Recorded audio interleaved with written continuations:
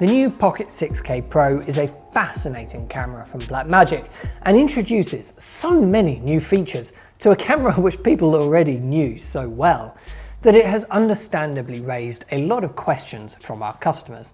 So rather than make our usual hands-on video, as at its core it is the same camera really as the Pocket 6K that came before it, we instead thought we would reach out to our viewers here on YouTube and see what questions you wanted answered. So we had lots of responses here, so thank you so much for all of your questions.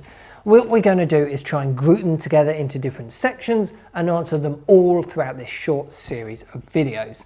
And first up is the area I reckon we were asked about the most, and that's battery life.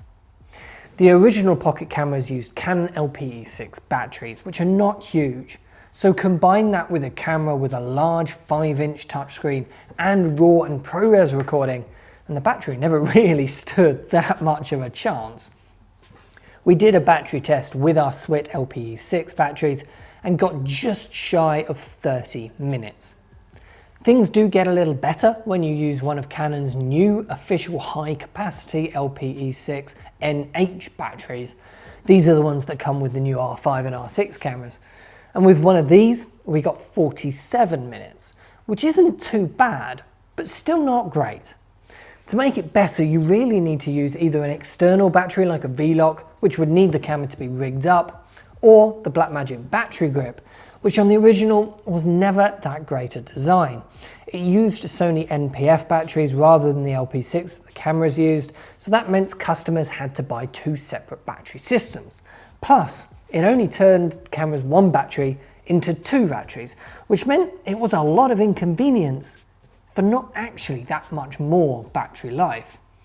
So with the Pocket 6K Pro, the whole camera uses Sony NPF 570 batteries, and with this Hawkwood's one here, the camera lasted for 1 hour and 1 minute of recording at 6K RAW at its most compressed setting. This was with the screen brightness set to 50%, which is what it's set to out of the box, and is exactly what Blackmagic say we should be getting, which is great to see. But this is now a 1,500 nits high bright screen, and lots of people have been asking, of course, what happened to the battery life when you crank that brightness all the way up to the full 1,500 nits. So we redid that test at 100% screen brightness, and the camera still lasted for just over 52 minutes, which isn't actually too bad.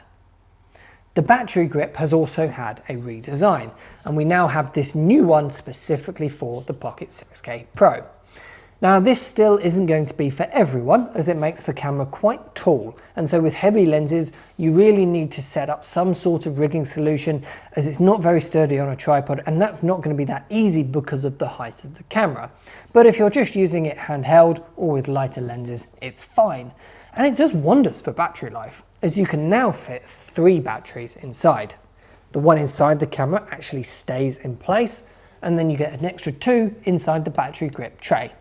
So this will obviously give you 3 times the battery life, but it actually helps out in a few more ways than just that. Because the one in the camera remains in place, you can actually use the 2 in the battery grip to hot swap batteries and record indefinitely. The camera does keep recording when you take the battery tray out, which is something lots of people have been asking about. It's going to be hard to do this without wobbling the camera around too much, but at least you don't have to stop your recording if you're doing a long event. Plus, the included mains cable not only charges the battery inside the camera when it's connected, but it also charges the ones inside the grip as well, which is a really nice touch indeed. Overall, I think Blackmagic have done a great job improving the battery situation on the 6K Pro. Yes, it's still not as good as other video cameras like the Canon C70 or the Sony FX6 for example, but it is a much smaller camera, and we do have to keep in mind that it can record RAW or ProRes internally, and those are really quite power hungry codecs, especially ProRes. With the extended runtime, the Sony NPF 570 batteries used for both the camera and the grip, plus the nice touches with the grip like hot swapping batteries and charging in camera, your life is going to be much easier with the Pocket 6K Pro, than it was with the original pocket cinema cameras. So if you want to buy one for yourself, then head over to proav.co.uk. Thanks so much for watching, and I'll see you in the next one.